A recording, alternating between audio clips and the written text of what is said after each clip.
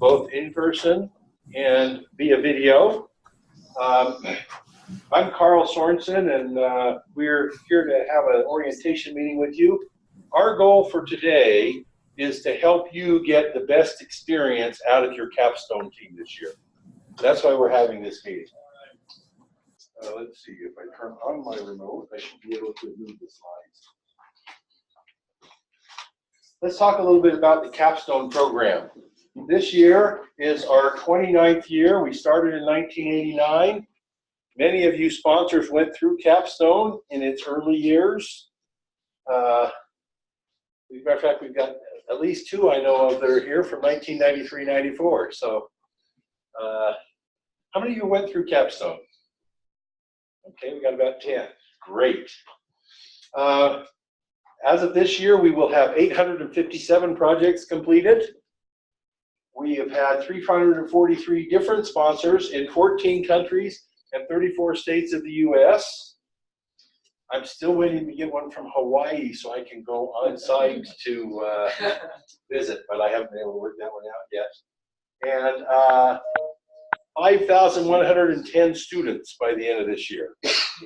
And we really appreciate the sponsors who have made this all possible, because all of these projects, all of these students have been supported by sponsors. This is our list of external sponsors this year. 46 projects. You won't see 46 sponsors on here because we have several sponsors who are sponsoring multiple projects. I'm not going to read through all of them, but we appreciate every one of you sponsors for the support you give to the students and the influence you have on the lives of the students. This is our staff. I'm Carl Sorensen, Capstone Director. We have Brian Mazzeo, who's Capstone Co-Director in the back corner. We have Ryan Jensen, who's also an instructor, and David Long. Is David here? He's off with another team. So we also have Kelly Markham and Allison Gibson, who are external relations directors, managers, and you have dealt with them. And we have Paula Harper and Carrie here.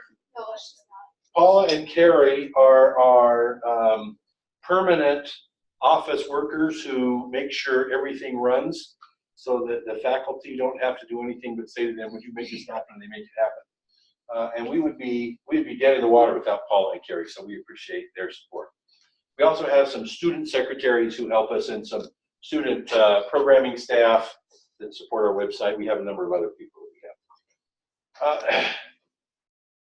As you go through this year, there may be some times when you have concerns.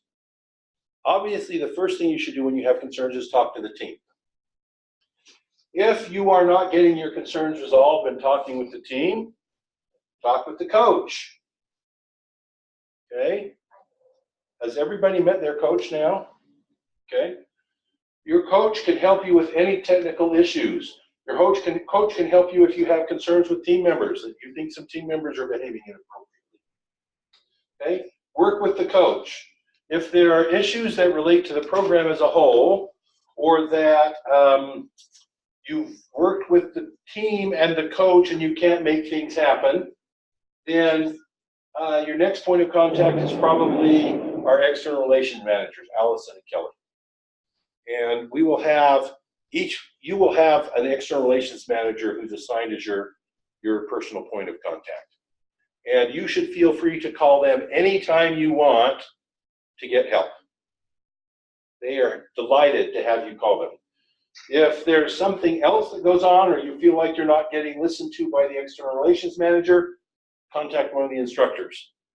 Now, in about a week, each team will have a primary instructor assigned to the team.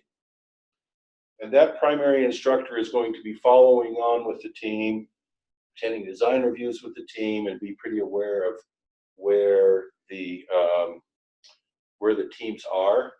And we will make sure that you know who the primary instructor for your team is. But if you have concerns, contact the coach, contact the internal relation managers, contact the instructors. We want to know if you have concerns that are not being resolved. Okay? The very worst thing is to happen, we get to the end of the year and a sponsor says, you know, you guys really didn't meet my needs, and we haven't heard anything about it all year. So we want to know. please let us know and we can provide help. Okay, gonna go. I have 3 things I'm going to talk to about today in this meeting. First is a little, very short description of what we do in Capstone. So you've already heard this, but we want to get everybody up to speed. Second is a brief introduction to the design fundamentals that we are teaching our students. And we want you to know about it because it will help you, I think, as you communicate with our students. Third is what you can do to succeed with your Capstone team, which is what you want to hear the most, I'm sure, and what we want to share with you. So if we look at what we do in Capstone, our purpose in Capstone is to help students become design professionals who can blend together creative, technical, interpersonal, and management skills to develop desirable and transferable products. That's what we are about, and that's why you are here to help with this. As much as we like your projects, Capstone does not exist to do your projects. Capstone exists to help students become design professionals, and having your support and your projects is a key aspect of that. So we will be working on trying to help students grow. We're going to talk briefly about design fundamentals, and these materials, I'm going to have some references to the textbook, Chris Mattson and Carl Sorensen, Fundamentals of Product Development, 5th edition. If this is something you would like to have a copy of the book, we can arrange to get you a copy of the book. Just let Paula know and we'll make sure that that happens.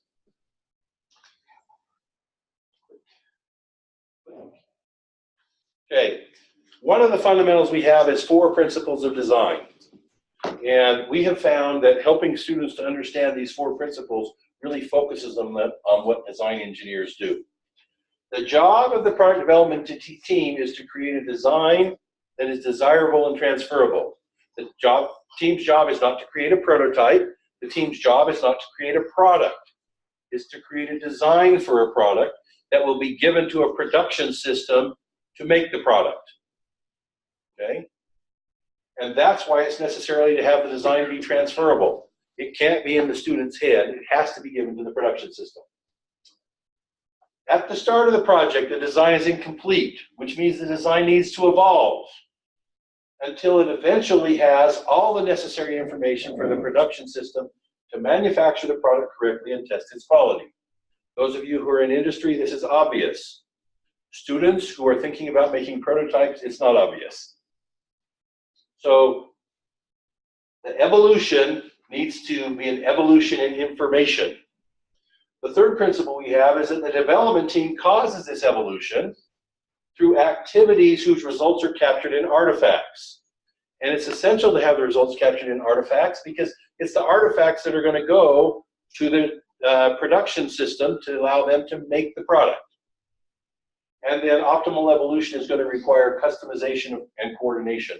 The specific set of activities for one team is not the same set of the activities for another team. And individuals can't work on their own to make this accomplished. They have to coordinate with others. So we are going to be teaching these 4 principles of design, and we're going to focus heavily on creating desirable and transferable artifacts that contain the information necessary for the production system. So a graphic we have from the book that helps us see this. Notice the product development team is creating a design. Notice that they transfer the design to the production system that makes the product. And notice that neither the design team nor the production system can define what desirable is. The market defines desirability.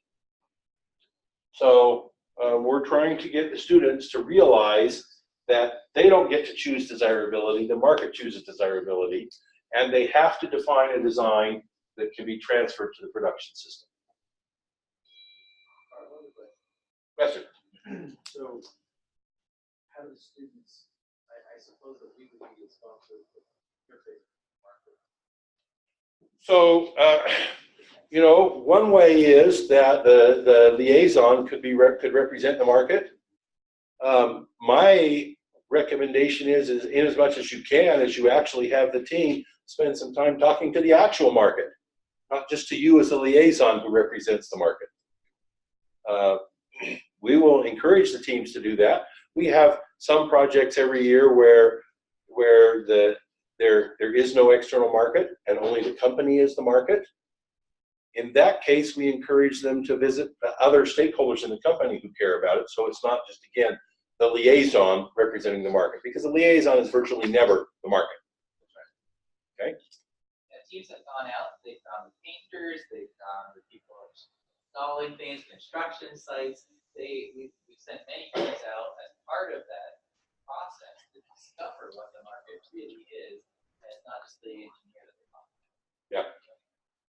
And we haven't done that yet.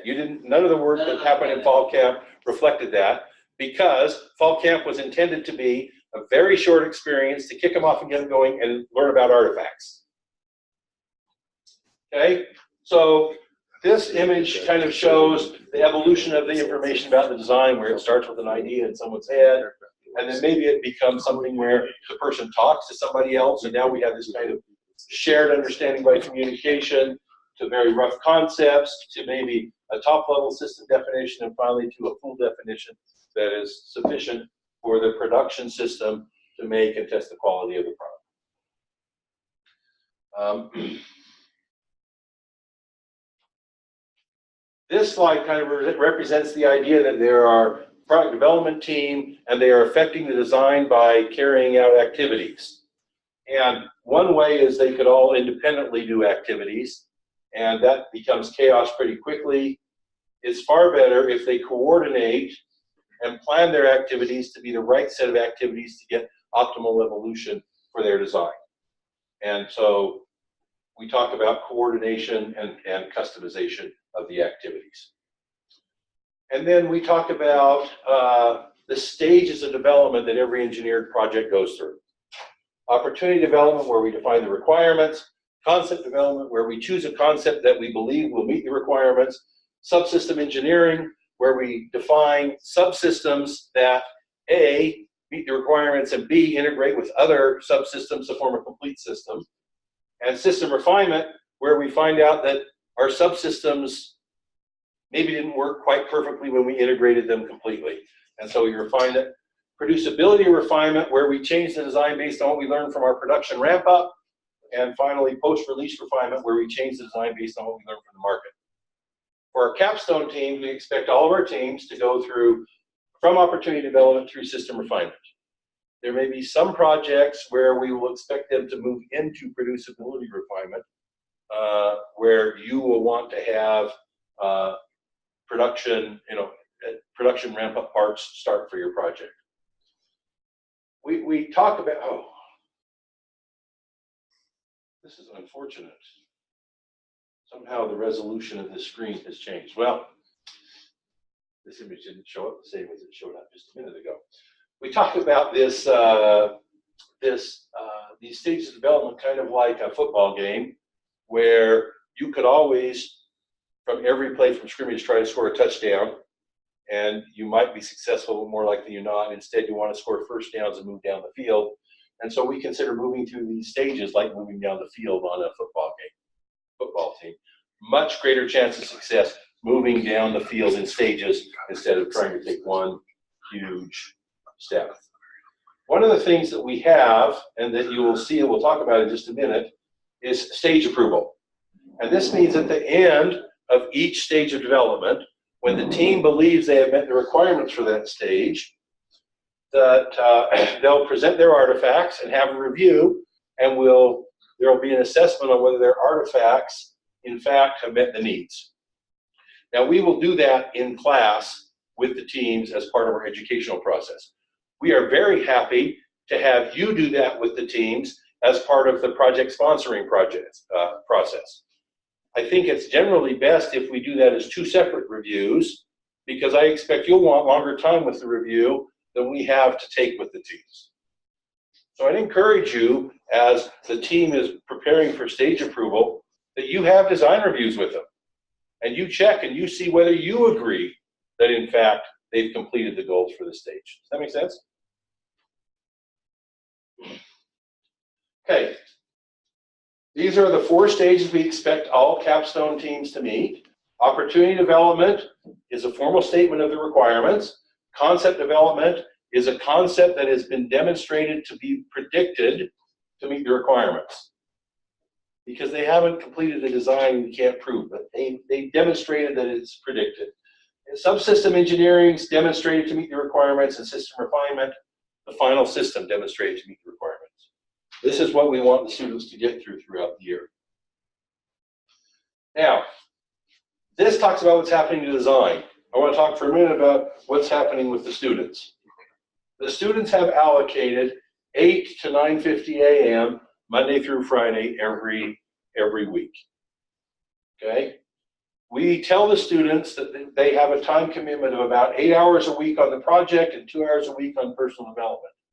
The 2 hours a week on personal development is class time for them to be able to learn the process that we're trying to teach them.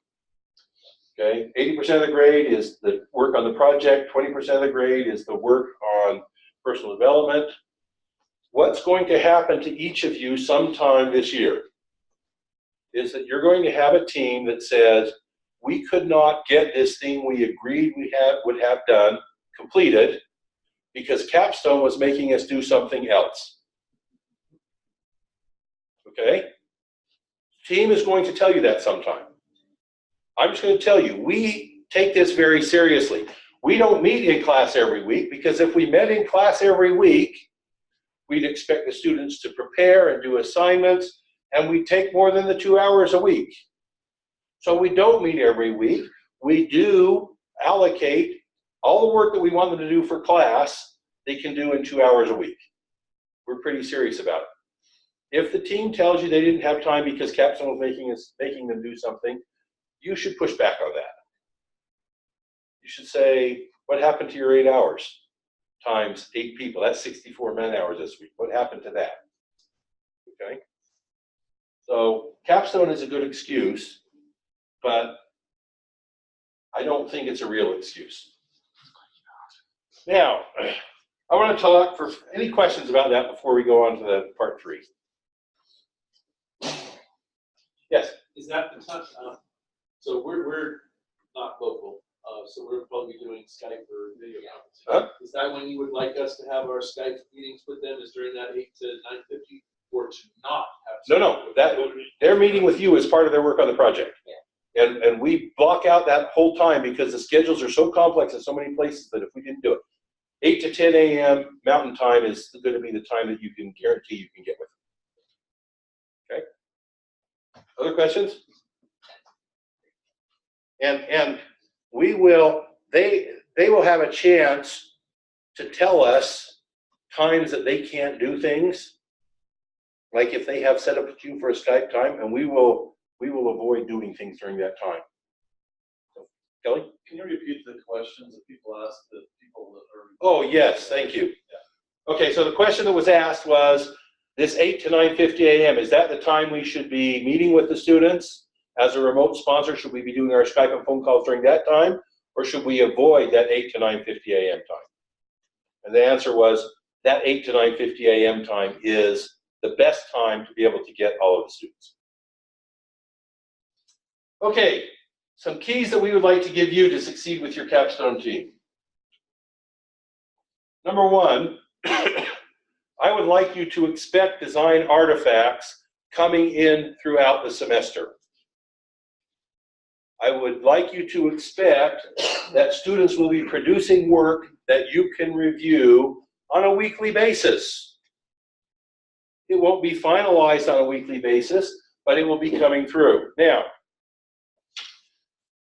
if you look at this blue sheet I put in front of you, this blue sheet, I didn't put it in front of you, Paula put it in front of you. This blue sheet, yes, this blue sheet is what's in the front of each student's project book, and this lists everything that needs to be done for their project. So under 1A, it has weekly status updates. That will show up later on. Every week, you should get a weekly status update starting with tomorrow. Okay? Then there's the stage approvals that we talked about, where the students will present their artifacts they've created during the stage to argue that they have completed the work necessary for that stage. The teams, by Thursday, are going to present us with a range of dates when they believe they will be ready for all of the stage approvals throughout the year. And we will schedule them. And you should expect your team to be able to give you dates for all of those stage approvals by next week. Okay? And so if I were you, I would take this sheet and I would write in the dates of those stage approvals. And I'd be asking the team, how are we coming on stage approvals? Okay? Then on the back side, page 1C talks about the other fall capstone deliverables. And the only one you need to worry about on that is the fall semester design presentation, which I'll just show in a minute. Okay, so design artifacts. Within 2 to 3 weeks, you should see a draft of a project contract. And that's listed under item D on the back of the page. And we'll talk about the contract in just a minute, I think. Maybe not. Let's see. No, we won't. The contract is going to tell the agreed performance for the product that they are going to produce. Scope, schedule, and resources in performance. By mid-October, we should be getting to the completion of the opportunity development stage, which will have the project contract and a system requirements matrix for the project. You should be seeing these come through. If you aren't seeing them come through in draft form, you should be asking about them. Okay? By early December, the concept development artifacts should be coming through. And the concept development artifacts will include lists of generated concepts. They'll include models and prototypes that they have used to test their concept ideas. There will be concept selection and justification, matrices and methods that they've used to pick a concept. There will be a selected concept and why it's good. All that stuff should happen by early December, and you should see progress toward that. If you aren't seeing progress toward that, you should be asking the team. If the team isn't responding, you should be asking the coach. If the coach isn't responding, you should be talking to the external relations manager. If the external relations managers aren't talking, then you should be talking to the instructors. We want to see the teams moving forward. Subsystem engineering artifacts, which would be ultimately a complete system design, and test results on subsystems by mid-February, and the system refinement artifacts by the end of March, when they have integrated the whole system and evaluated how well it meets the performance measures. Regularly, you should see modeling and testing results, and there will be fall and winter design presentations and reports that you should see at the end of each semester. Okay? Now, when the students say, Capstone is making us write reports, I want to tell you what the fall semester report consists of. The fall semester report consists of all of their design artifacts for fall semester, plus a 3-page summary report that tells how good their work is. The winter semester report talks about the winter semester artifact, contains the winter semester artifacts, and a 3-page summary report that talks about how good their design is. We're not asking them to write 10-page reports or 20-page reports or 40-page reports or 60-page reports. We're asking them to write a 3-page summary, 3 to 4-page summary report that goes on the front of their artifacts. And the artifacts are the information that is needed to transfer the design. That make sense? We are trying to have the absolute minimum number of written things that's necessary for them to complete the design. If these standard capstone artifacts don't meet your needs, if you say there's something special I need, come on. I know, I'm trying to go back and it's like, work with your assigned manager to define what you need in terms of transferability. And we will be very happy, there must be a timer on that slide. We will be very happy to put in what the team needs, specific needs that you have. Okay? Okay. Now that the slide has stopped going, the very first thing you can do chronologically is get a great contract. The contract will drive the project. So students are going to be graded according to how well they meet the contract. Okay? That's what the students understand. They understand grades. So You need to be happy with the contract. The coach can be a resource. The external relations managers can be a resource. Don't make the mistake of saying, oh, the contract is just something Capstone is going to do. I don't care. We're going to get on with the project. You should make sure you can be totally happy with what's in the contract. Does that make sense? Okay. Contract is what the team commits to completing. Get the contract to be what you want, and then hold the students' feet to the fire on the contract. That's what we'll be doing. Okay. I thought I had this and then I couldn't see it. Scope, schedule, and resources. That's what's in the contract. Okay. Monitor the progress. Don't wait till fall semester to see what's going on. You should expect weekly status reports. If you go 1 week without a status report, you should be asking the team, where's my status report? Don't wait 3 weeks. 3 weeks is way too long.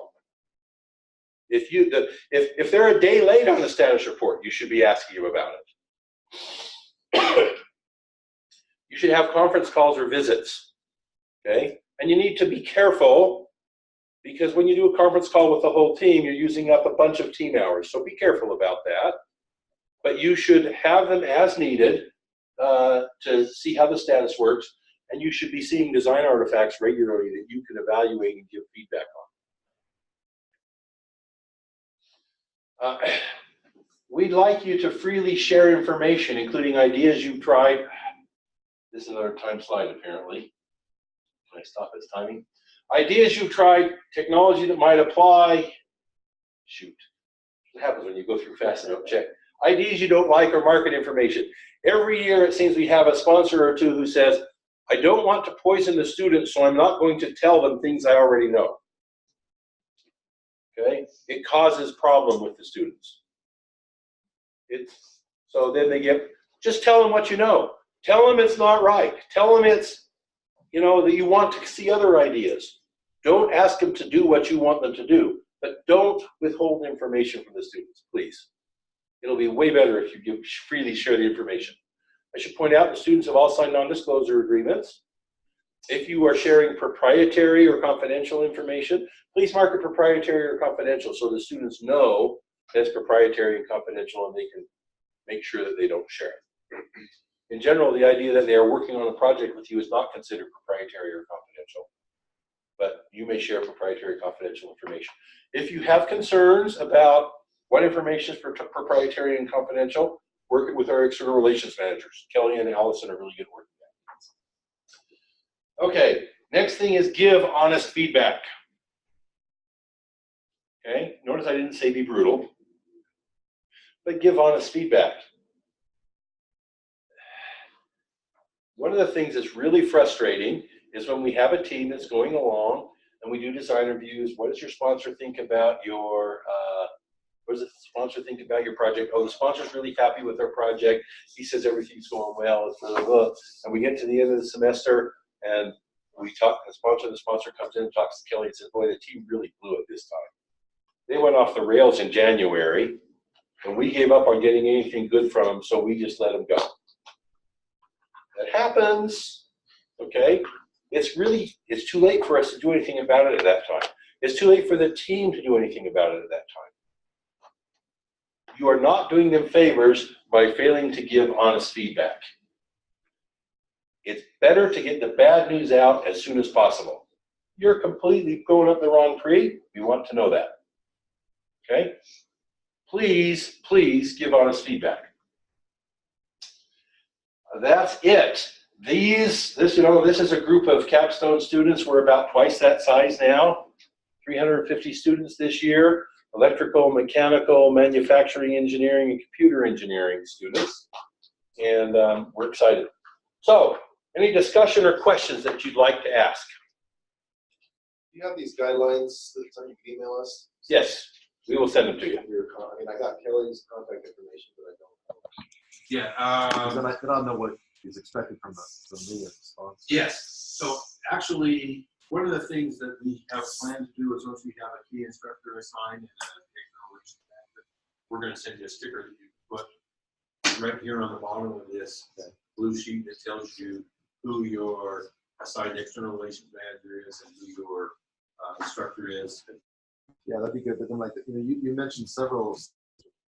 Yeah. Push back up. Yeah, I'll send you these slides. I have a question. This is Kevin on the phone. Can you hear me? Okay. The sponsor is the person who is representing what the needs of the market are, and the coach is the person who is trying to help the students meet the sponsor and market's needs. Okay. We tell our coaches that it's a pretty good idea for them to contact the sponsor periodically without the team to kind of get a separate from the team information. We'll also tell the sponsors, anytime you want to contact the coach, feel free to contact the coach. We don't want the coach to be the conduit for information from the sponsor to go from the sponsor to the coach to the team. What we want to have is that the sponsor is talking with the team, and the sponsor is also working with the coach to share concerns and figure out how the team can be working better and better meeting the sponsor needs. Does that answer your question, Dean? The coach is not the team lead at all. They're kind of parallel to help with the fact is that the teams are inexperienced. Coach is somebody from industry or somebody with more experience that can kind of give more advice, feedback, and help in the process of the team. We hire the coaches to be a mentor to their team. Right. They're not. Pay them money to do that. So as a sponsor, I don't need to take that job. I don't need to tell the team, you guys need to get better organized or whatever. I just say, this is what I need done, you guys figure it out. Yeah, and if you feel that though, then have the coach address it, which is a great big way because they're kind of in parallel observing and giving feedback. And if you say, I think this team is really disorganized or whatever it is, have that conversation. I think with you might do that with the coach, but also there should be a team lead. So for me, I would say if you believe that the team is disorganized, you should tell the team. You're coming across as disorganized and not getting the stuff done. You're trying to solve that problem. It's the team and the coach's job to solve the problem. Making them aware of the problem is absolutely a sponsor role.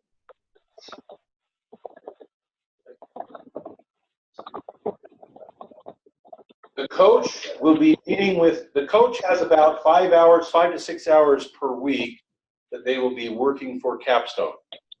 About 3 of that is meeting with the team, and about 2 of that is evaluating work of the team.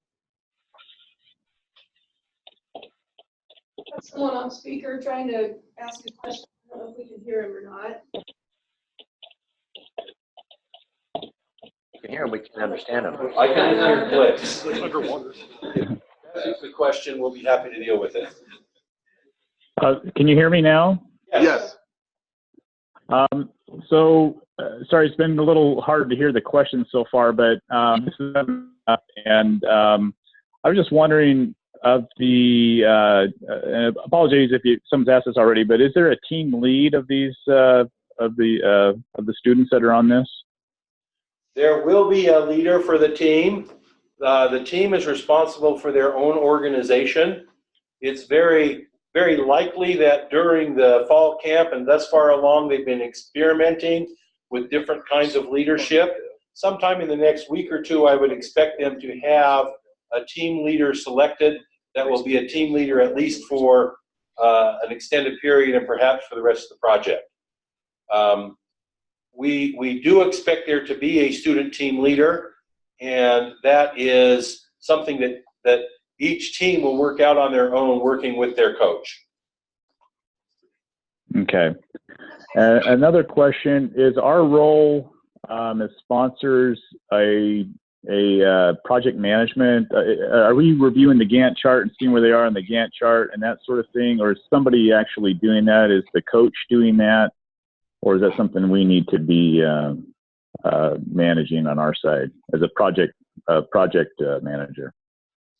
So I would not consider the sponsor's role to be the project manager role. I would expect the sponsor role to be the management of the project manager role. And so I would expect that the sponsor would be concerned about where they are in the Gantt chart, but not have the primary responsibility of tracking what's going on with the Gantt chart. Does that make sense? Okay. Yeah. Learning. Yeah. They're having to learn to, the students are having to learn project management for the first time. And for many of them, this is quite a revelatory experience. So they should have within their team the project management covered. They won't be very good at it, but you should be asking where they are on the project, but not delving into the details of actually the project management, is my opinion. Okay.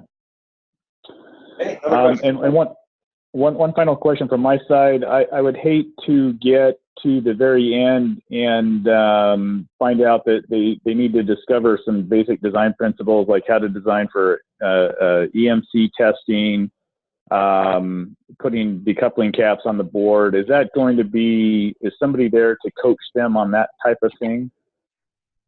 For electrical design.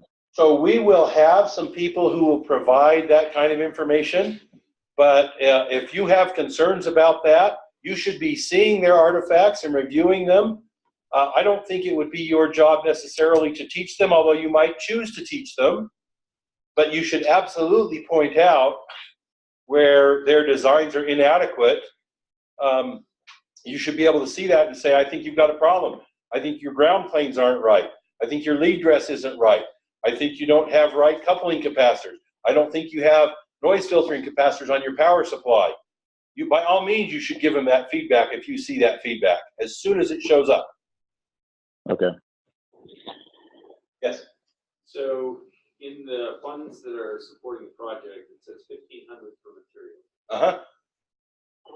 Likely it's going to exceed that. Is there a process that we work with Capstone to approve that, or? Okay, so if your project is going to take extra funds, the way we ask students to do it is we say, figure out how many extra funds, it's not going to take extra funds during concept development.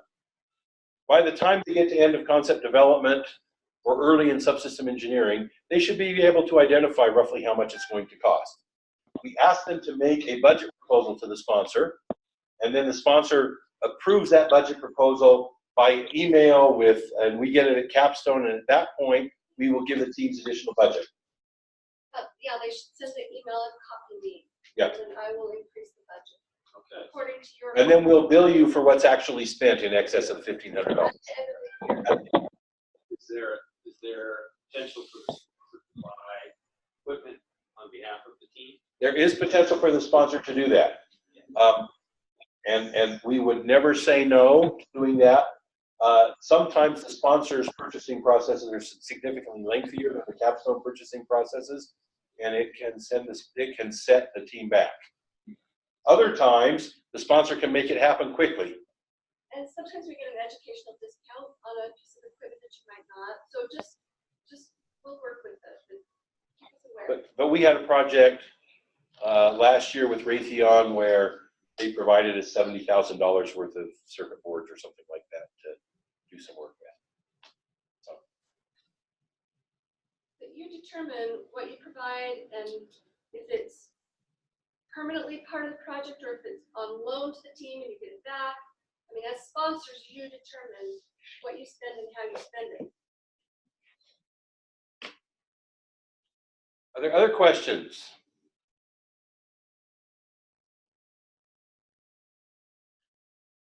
Paula? Just a comment, I think it would be really cool to hear from some longtime sponsors what they have found that works and working with, or that may be part of what you've got planned. That was actually the very next thing I was going to go. Are there any sponsors that are repeat sponsors that would like to share their wisdom? Or if anybody wants to ask questions that they have. Yeah. I know we have some repeat sponsors here, but yes. And if you can go kind of close to that mic that's on the table, we have several who are joining us via web conference. Thank you. Thank you. Okay. You're close enough there. So my name's Rex Morgan. I'm from OC Tanner Company, and we've done, this is probably our 4th year on doing a capstone project. Couple of thoughts that come to my mind on it is oftentimes simplicity is better for these types of projects. And if you can capture, I describe it as if you can capture the project and keep it in a box, meaning it doesn't have a lot, it's well contained. It doesn't have a lot of exploration that you would want to go outside of that box, so that you actually feel like you can get your value out of the project is been very useful for us. The other thing is to actually, in most cases, if you're trying to get some project done that maybe you haven't been able to get to, that's often a project that you want done. It's on the back burner, or it's a project that you really want to have some research done and you still couldn't get to a type project you feel is worthy of executing on. And if you've got some ideas of where this project should go, it's, as you mentioned earlier, it's useful to give them some good guidance up front and tell them what you really are expecting out of it, rather than just kind of leave the whole thing free form. More focused you can direct them, the better is with the results, I feel. And the other thing is to get the testing going very soon. Get off the design element and get testing very soon, because what happens is at the end of the year, you hit November. If you haven't got this thing pretty well nailed down on what you're going to do by the end of November, your ability to be successful and have something deliverable at the end is tough, because you get into January and February timeframe, and if you're thinking that project's going to come together really well, you don't have any time to get any testing done. So the better that you are at having it, the design element finished by November, the more success you'll have with it. That's it. Wayne, you were gonna say something? Wayne Kennedy with Union Pacific. I think including 3 grad projects that were spin-offs of Capstone, Union Pacific is, this will be project number 20. So we've always been very happy with the overall product. Met with the team today. I know who the project lead is for the team. They've already given me some really good information on initial concepts. They provide at my request a picture of the team, all their backgrounds, so I kind of know going in what the makeup of the team is. I think I echo some of the prior comments from OC Tanner in terms of keeping the schedule in front of them, in terms of not spinning their wheels too much up front with concept design. So they may come up with fantastic concepts, but then there's not enough runway left to get to an actual design, just because of the way the schedule is structured. I've always, with now on our 20th project, 95% of all the work we've done in the past, very well received, very good work product. The only issues we've ever had in the past with any team would be probably schedule related, in terms of great work output, but just didn't have enough runway left to get to as much of a finished product as the team would have wanted to. So keeping them on task. We've already scheduled when our weekly Skype calls will be. That's already scheduled. So usually just keeping them contained within the boundaries of the project that you'd like as a finished product. And they're very creative, very capable in terms of getting to that finished product. Let me just, this is Carl again. Let me just follow up a little bit on something Wayne said. One of the keys of success that both Wayne and Rex have mentioned is keeping the scope contained and consistent. One of the challenges we sometimes have is that a sponsor will see some initial results, and the results look so good, they'll say, oh, this would be so good if we could just do this and this as well, and they'll want to expand the scope a little bit. And I would encourage you not to expand the scope unless you're really sure it makes sense to expand the scope. It really is good to make sure they finish what they can finish and finish it well as opposed to half finishing a bigger project.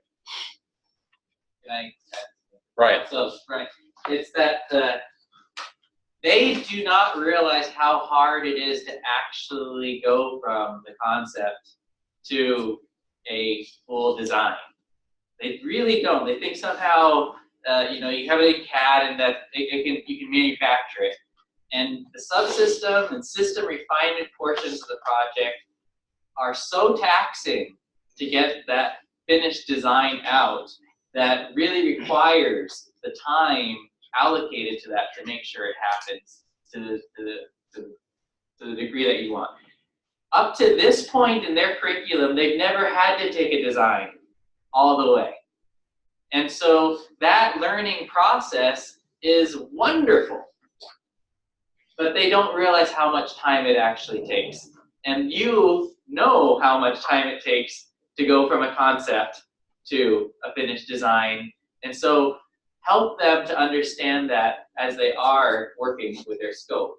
And I think there's some excellent comments about, early on, even if they've nailed down that concept, to actually take it through all the testing phases and everything that needs to happen to make sure it actually meets the specifications is significant amount of time. And so please help them to understand that. And yes, changing it later on is very, very hard to do, very hard for the teams. David. So I just want to add, this is David Barker. Kelly, I'm with GE Healthcare. How many have we done? 10, 11? Yeah, something like that. And I'm a coach. I've been a coach for several years too. So I've kind of seen it on both ends. And I just want to add just a little bit of balance to what's been said. I think it's super important for the sponsor to help prioritize where things are going. The beautiful thing with these students is they have no idea what can and can't be done, and they almost invariably come up with something that I never would have thought of. So as a sponsor, we've been pleasantly surprised constantly that the idea we thought they would come up with and we were hoping they would come up with, they quickly showed us through some testing, was a stupid idea, and they came up with something much simpler and better. But they usually try to take on way more than they should. And as the requirements change, I think the liaison and the sponsor should work together to make sure that the top priority is always being hit, so that you constantly emphasize what problem are you trying to solve, what's the key behind getting there, and just keeping the scope on that top priority. And if that happens, then but let them go in a direction that you didn't have time to go, and they might come up with something much simpler than all your years of experience sometimes will force your thoughts down that path, because their thoughts are going someplace else. And I've always been pleasantly surprised on a design problem that they usually come up with something I had never thought of that was simpler and better and cheaper. So. On the other hand, sometimes, because they don't have your years of experience, they'll be going down a path that has some dead ends. Sure. And so, yeah, so that's why you want to tell them all those things up front. But other suggestions or guidance or comments from any of our sponsors? Yes. So I'm with Raytheon, and we've been really pleased with the Capstone program. Feel it's a great bang for the buck. A couple suggestions, and this is a Raytheonism. It takes forever to get things through our purchase process. So the earlier you can get purchasing started, the better. And another advice is buy extra stuff. It's not that much more money. So if they need 3 things, go ahead and buy 4. Kind of thing. They have spare parts. Yes, as I told them, they break things. yes. As I told my team today, I'd rather spend $20K and have needed $10K of the equipment than be in the reverse situation where I wish we bought more earlier. The other thing I really like about Capstone is the phased goal posts. I forget exactly what you call them, but I like to say this is minimum acceptable performance, this would be good, and this would be excellent. And sometimes they've shot right past even the excellent numbers and stuff. So I think it's good to give them some stretch goals, as well as you got to meet at least this much performance in it. But great honor to do this program. We've been really pleased with doing it. Thank you. This Dave, I just want to add one other thing. Since they're new, they have no concept that they can't change time. They're all living on ramen noodles and cold cereal. They think money is everything in their lives right now. They don't realize that money is the easy part. Time is something they have absolutely no control over, and that's one thing that you might want to keep an eye on as a sponsor, to say, I think you should be here by now, or something. They will spend 5 hours to save $2. Yes, they will. Okay? Say, buy it, just go buy it, please. They will spend 5 hours. Yeah. And we are continually pushing them, right? The way the make or buy decision works is if you can buy it, buy it. Okay? The way circuit boards should work, I'm very fine if they want to do a pre-test on a proto board, but they should never make their own hand-wired point-to-point circuit board. They should go right to a board that's professionally made that they can populate and get on with it. So yeah, they will want to spend hours to save money. You don't want them doing that. You want them spending money to save hours. So intellectual property, when I did a project 24 years ago, done the 93, 94 teams, Becton Dickinson was our sponsor.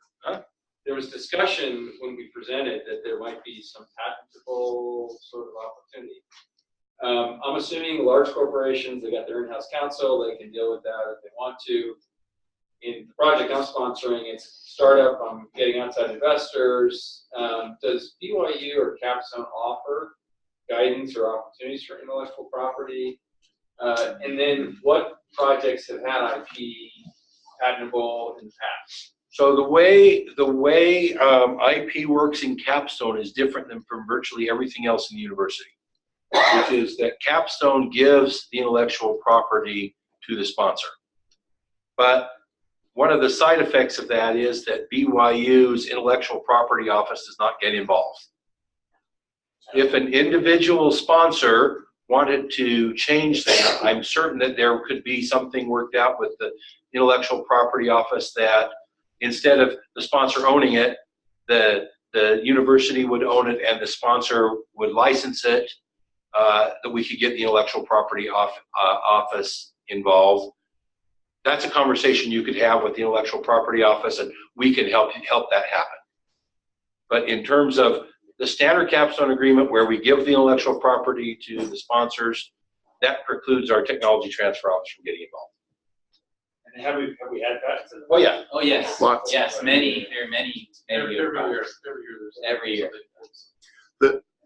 This is Tyler Smithson from C&D Zodiac. We've done several patents, and the process for patents is you file a provisional patent and you have a year to finalize it.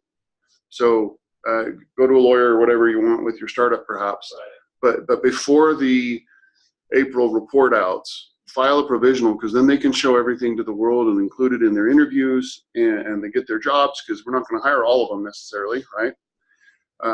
But then they can show what they've done, and it does them a lot of service to be able to take this and use it in their careers for something innovative they were involved in. So we make a very strict point of getting a provisional filed, and you can take their report, their preliminary version of a report, and file that as a provisional. So it doesn't necessarily take a lot of legalese between getting a provisional filed so that they're protected to share and that you're protected to own it, and then you have a year to finalize it. Just one thing to add there, I remember also a provisional patent is not terribly expensive. No, it's not. It's Yeah. on the order of several $100s to file a provisional patent. If I make another, in a half hour, actually. I'm on a way to a conference. Depending on who your legal people are, they're like, we need to do it right now. Okay, so send it off, and they'll take care of it. Whatever. So it's not. But the full utility patent, on the other hand, takes a lot more effort. Yeah. And money, absolutely. if I can, we've sponsored. This is Tyler again from Zodiac. We've sponsored several projects now. We're doing multiples this year. The weekly reports are very important to us. And sometimes you have to train the students on how to do a good weekly report. If you're getting something that's an email with 2 sentences, that's not a weekly report. If it's just some bulleted items, that's not. They can take a picture of the board they were working on. They can take a screen capture of an individual CAD concept. You should have something visual and communicating information back every week. Because I take it through my management and show them the progress of these. And that's why we've been moving forward and expanding our use of these for some of our projects. I'm going to push just a little bit harder on Tyler. Yeah. Yeah, they could include a photo from a whiteboard, But we would prefer if that photo from a whiteboard had a title and a name and a revision number and a revision date to go with it. Absolutely. A couple of sentences explaining What it is. What it is, yes. And if they do that every week along the way, their semester reports or their final reports are amazing, because then they already have those images. But in the crunch for studying for finals and getting their finalized report together, they're not going to go and grab another 100 screen captures of things along the way. They won't even remember them. So it's really powerful to force them to be a little more disciplined in each weekly report.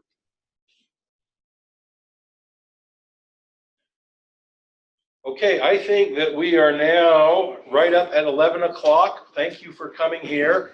We're now going to take the sponsors on some tours of the new engineering building, and Kelly and Allison are heading that up.